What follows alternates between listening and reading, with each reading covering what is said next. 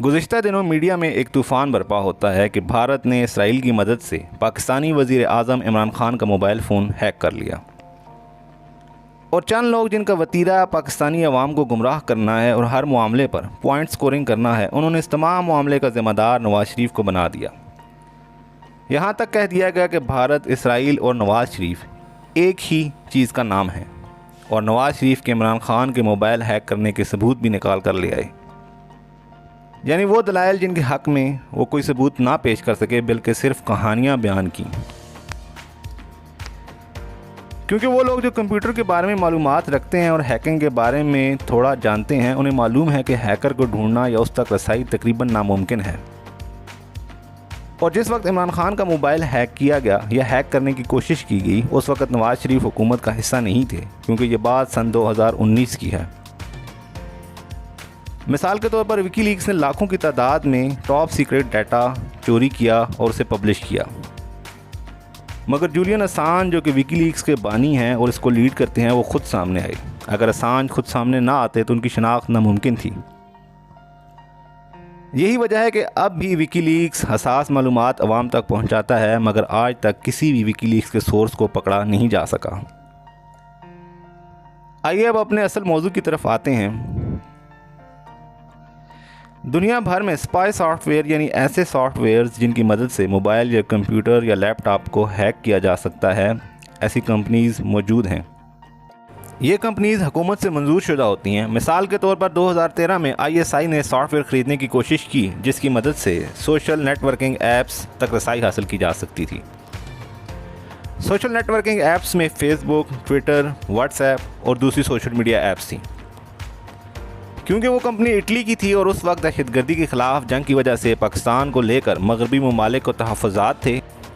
मज़ीद बरां क्योंकि ये कंपनीज़ अपने सॉफ्टवेयर्स उन ममालिक या इदारों को फ़रोख्त करती है जो उनके नज़दीक अपने मुल्क के तहफ़्फ़ुज़ और दहशतगर्दों के ख़िलाफ़ ये सॉफ्टवेयर इस्तेमाल करती हैं, पाकिस्तान को सॉफ्टवेयर की फ़रोख्त मुमकिन ना हो सकी।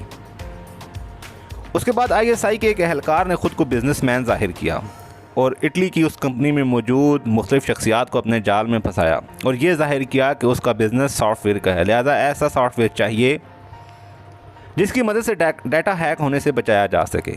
मगर क्योंकि हैक बनाने वाली कंपनीज़ गैर मामूली तौर पर अपना सॉफ्टवेयर बेचने में हसास होती हैं, ISI का ये ऑपरेशन अखबारों की जीनत बन गया और कामयाब ना हो सका। मौजूदा दौर में जब पाकिस्तान को दहशतगर्दी का सामना था और भारत अफ़गानिस्तान में मौजूद TTP और दूसरे दहशतगर्द ग्रुपों की मुसलसल मुआवनत फराहम कर रहा था, ISI के लिए ज़रूरी था कि वो स्पाई सॉफ्टवेयर हासिल करे। लिहाजा ISI ने वो तमाम ज़रूरी सॉफ्टवेयर जिसकी मदद से दहशतगर्दों को पकड़ा जा सकता था, वो हासिल कर लिए। यही वजह है कि ISI को TTP का नेटवर्क तोड़ने में बहुत आसानी हुई और जो मालूमात हम तक ये पहुंचती हैं कि अफ़गानिस्तान में मौजूद दहशतगर्दों की कॉल रिकॉर्ड्स की गई और उनका डाटा हासिल किया गया, ये इन्हीं सॉफ्टवेयर की मदद से मुमकिन हुआ। उसके बाद IB, जिसके सरबराह मियाँ मोहम्मद नवाज़ शरीफ के दौर में आफ्ताब सुल्तान साहिब थे और नवाज़ शरीफ के बहुत ज़्यादा करीबी थे। नवाज़ शरीफ ये चाहते थे कि ISI की इजारादारी ख़त्म हो। उन्होंने IB को भी स्पाई सॉफ्टवेयर हासिल करने की इजाज़त दी। आफ्ताब सुल्तान क्योंकि नवाज़ शरीफ के करीबी थे, लिहाजा वज़ीर आज़म नवाज़ शरीफ की ज़ाती दिलचस्पी और नवाजिशात की वजह से जासूसी के जदीद आलात IB ने ख़रीदे। IB क्योंकि पहले ही हुकूमत एक फ़ाल इदारा था और जदीद आलात के इस्तेमाल की वजह से दहशतगर्दों की कमर तोड़ने में IB ने अहम किरदार अदा किया। इसी वजह से ISI और IB के दरमियान अदम ताआवुन की फ़िज़ा पैदा हो गई और ISI ने IB को कमज़ोर करने के लिए IB के एहलकारों का डाटा लीक किया। आपको याद होगा कि नवाज़ शरीफ साहब के दौर में सन 2018, 2019, 2017 में अखबारों में एक ऐसी खबरें छपी थीं कि IB के एहलकार अफ़गानिस्तान में मौजूद दहशतगर्दों से राब्ते में हैं और मालूम हुआ कि IB अपने ऑपरेशन का दायरा कार अफ़गानिस्तान तक बढ़ाना चाहती है, जो कि ISI को मंजूर नहीं था। इमरान खान साहब जब वज़ीर आज़म बने तो सबसे पहले उन्होंने IB को गैर फ़ाल किया और ICI के तमाम तहफ़्फ़ुज़ात दूर किए। अगर नवाज़ शरीफ साहब इमरान खान साहब का मोबाइल फ़ोन हैक करवाना चाहते तो पाकिस्तान की खुफिया एजेंसियों के पास ऐसी टेक्नोलॉजी थी कि वो इमरान खान या बाकी अपोजिशन लीडर्स का डाटा लीक कर सकती थी, मगर ऐसा ना हुआ। लिहाजा ये बात कि इमरान खान का मोबाइल फ़ोन या दूसरी अहम शख्सियात के मोबाइल फ़ोन नवाज़ शरीफ ने हैक करवाए, झूठ पर मबनी है।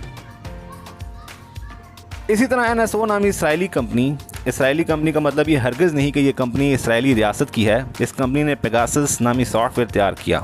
ये सॉफ्टवेयर जदीद तरीन सॉफ्टवेयर है और ये सॉफ्टवेयर इतना जदीद है कि ये व्हाट्सएप, कॉल डाटा और ऑटोमेटिकली कैमरा और माइक ऑन करने की सलाहियत रखता है। इस सॉफ्टवेयर को मुख्तलिफ ममालिक ने हासिल किया और अपने और दूसरे ममालिक के सहाफ़ियों, सरकारी एहलकारों, सियासतदानों और ह्यूमन राइट एक्टिविस्ट की ज़ेर निगरानी के लिए इस्तेमाल किया। गुज़श्ता रोज़ एमनेस्टी इंटरनेशनल और फ्रांसीसी मीडिया ग्रुप फॉरबिडन स्टोरीज़ ने 50,000 के करीब मोबाइल नंबर्स तक रसाई हासिल की। इसमें दुनिया के 14 हुक्मरानों के नंबर थे, जिनमें एक नंबर इमरान खान का भी था।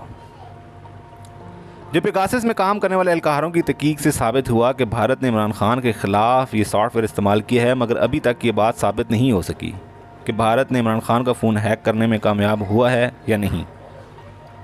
वो 14 मौजूदा और साबका हुक्मरान जिनके मोबाइल फ़ोन हैक करने की कोशिश की गई, उनमें फ़्रांस, इराक़ और जनूबी अफ्रीका के मौजूदा सदूर, पाकिस्तान, मिस्र और मराकश के वज़राए आज़म और 7 साबिक़ वज़राए आज़म, यमन, लबनान, युगांडा, फ़्रांस, काज़ाकिस्तान, अलजायर और बेल्जियम के वज़राए आज़म शामिल हैं। इसके अलावा मराकश के बादशाह का भी मोबाइल शामिल है, जिसको हैक करने की कोशिश की गई। गुज़श्ता माह पाकिस्तान के इंफॉर्मेशन मिनिस्ट्री ने एक नोटिफिकेशन जारी किया था, जिसमें आला सरकारी हुकाम को व्हाट्सएप के इस्तेमाल से रोका गया था। पाकिस्तान आर्मी पहले ही व्हाट्सएप का ग्रुप के इस्तेमाल पर पाबंदी लगा चुकी है, जिसकी वजह से पाकिस्तान के फ़ौजी अफसरान अब व्हाट्सएप ग्रुप में शामिल नहीं हैं। अब अगर मिनिस्ट्री ऑफ इंफॉर्मेशन टेक्नोलॉजी एक माह कबल मरासला जारी कर दे और व्हाट्सएप के इस्तेमाल पर पाबंदी लगाती है और नए मोबाइल फ़ोन ख़रीदने का हुक्मनामा जारी करती है, तो मीडिया पर ख़बर आने के बाद इसराइल का नाम लेना या नवाज़ शरीफ का नाम लेना उस प्रोपेगेंडा का हिस्सा है कि पाकिस्तानी अवाम को गैर ज़रूरी मसाइल में उलझाए रखो, ताकि महंगाई और गुर्बत जैसे मसाइल की तरफ तवज्जो ना जा सके। मोबाइल हैक होने का क्या नुकसानात हैं, इसकी एक मिसाल अज़रबैजान की एक खातून सहाफ़ी खतीजा इस्माइलोव हैं। उनका मोबाइल हुकूमत ने हैक किया और उनके बैरून मुल्क जाने के बाद हर तरह की नलको हरकत पर नज़र रखी गई और साथ ही उनके मोबाइल से उनकी निजी ज़िंदगी के लम्हात की वीडियोज़ भी बनाई गईं, जिन्हें बाद में लीक कर दिया गया। यानी खतीजा इस्माइलोव सऊदी शाही ख़ानदान के अफराद, भारतीय नामवर सहाफ़ी, सरकारी एहलकार, कांग्रेस के leader Rahul Gandhi, New York times और गार्डियन के सहाफ़ी, ये तमाम लोग उस लिस्ट में शामिल हैं जिनके मोबाइल फ़ोन हैक करने की कोशिश की गई या किए गए। लिहाजा वो 50,000 अफराद जिनके नंबरों तक रसाई हासिल हो सकी, यकीनन नवाज़ शरीफ साहब के कहने पर नहीं हैक किए गए। एक और दिलचस्प बात मैं आपको बताना चाहता हूँ कि बराक ओबामा जो 10 साल तक अमेरिका के सदर रहे, अमेरिकी इंटेलिजेंस इदारों ने उन्हें स्मार्टफोन इस्तेमाल करने नहीं दिया, मगर जब ट्रंप इक़्तिदार में आए तो उन्होंने तमाम एहतियाती तदाबीर को बलाए ताक रख दिया और बावजूद इंटेलिजेंस एजेंसीज़ की रिपोर्ट्स के उन्होंने आईफोन को इस्तेमाल किया।